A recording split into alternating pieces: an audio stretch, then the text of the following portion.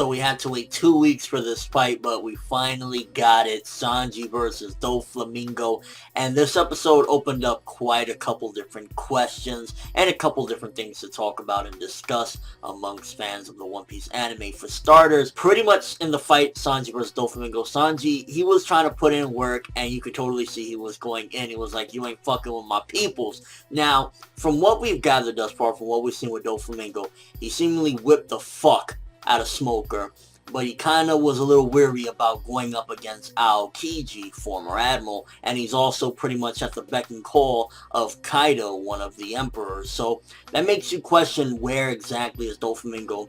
He's clearly above, for the most part, a lot of the vice admirals, because Smoker's up there as far as vice admirals go, and he's clearly above him. But then, compared to the admirals, maybe he's just slightly below an admiral. Maybe it's just too troublesome to go up against an admiral. So he's somewhere around there. Now, Sanji, for the most part, let's keep it real in this episode, while it was epic as fuck, and I was like, yo, Zoro be getting some badass moments, but this was Sanji's, and he was going all in. He had his fucking leg on fire. But Doflamingo really was going to take him. If it wasn't for Law coming in there using room, Sanji probably would have bit the big one. So it definitely had to be a combination of these two, and they just barely were able to escape it. It almost looked as though they were backed against the wall against Doflamingo. So as far as like where I'm looking at right now, where's his power level at, Sanji, I definitely would say he's at the very least above slightly, or maybe equal to Vice Admiral. But he's definitely not at admiral level yet. I truly don't see it, because like he looked like for the most part he was going to get taken out, and it was a quick fight. It wasn't that long of a fight. I mean, it all happened within the span of this episode. I mean, the initial clash happened at the end of last week's episode, or week before that, you get what I mean, last episode. But the contents of this fight pretty much all revolved within this episode, and again, Sanji, while he was going in, Doflamingo had him and was going to take him out pretty quickly. So that's where I'm guessing like Sanji's power level is at right now. Again, not all vice admirals are of the same strength or the same caliber. Likewise with the admirals, for the most part. I mean, you know, they had a fucking clash, and at the end of the day, Aokiji didn't come out on top against Akaino, and who knows how fucking strong Kizaru is. So you can't really say exactly, but that's where I'm gauging Sanji at this particular point, because he clearly was outclassed by Doflamingo. Let's be honest here, people. As much as we love our boy Sanji, Black Leg just wasn't going to take him down.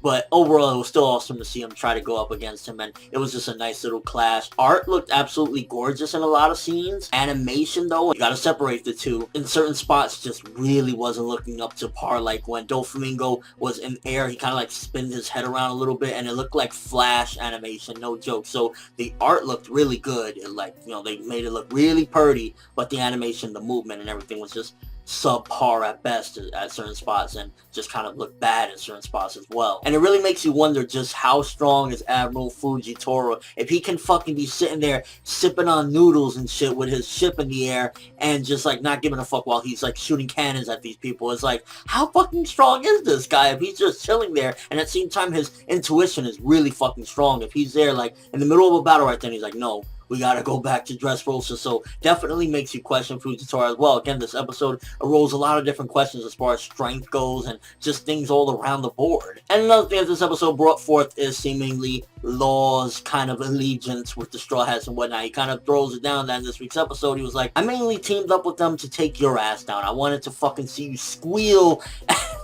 at Kaido's feet.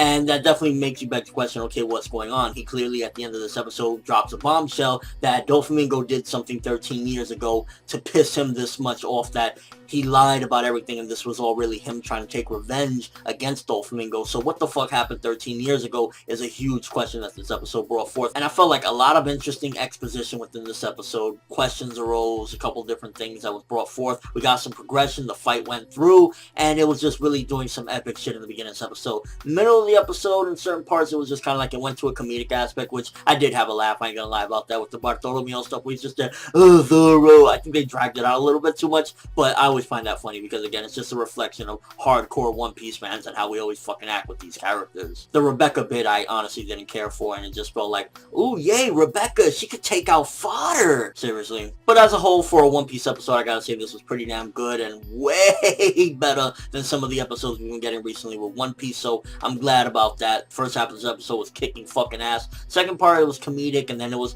just trying to add more character to Rebecca. Like, you know, she beat all this fodder, and you still see fodder fights going on in there. So it was like, they were trying, but ultimately it was like, who the fuck cares if Rebecca can beat fodder? Let's see her fight one of the, you know, people that we actually know at the very least. Like, even if it's just one of the people, like, the blue gillies of the fucking arena or something like that. That'd be better. But nonetheless, a lot of good questions and some progression in this one. And just overall, it was a fucking epic beginning. Sanji versus Doflamingo and Law having to jump in is like, you don't get that much more epic than that. So for One Piece, I'm gonna give this one an 8 out of 10. It was a very good episode of One Piece. I enjoyed it. That's one of the big things about it, because with One Piece anime, even sometimes it'll be like a good ep or a decent ep, but a lot of times it'll be like, oh, it was so slow that it sucked the enjoyment out. And to be fair, this episode did do a lot of that, you know, slowing shit down. We're looking at the sky for 10 seconds straight, but nonetheless, it was still very enjoyable, and overall, it was just a pretty damn good episode of One Piece. A lot of questions, exposition, and just overall, it's like, Sanji, bro, you tried your hardest. I give you respect. But let me know what you thought of the episode. First of all, where do you think that this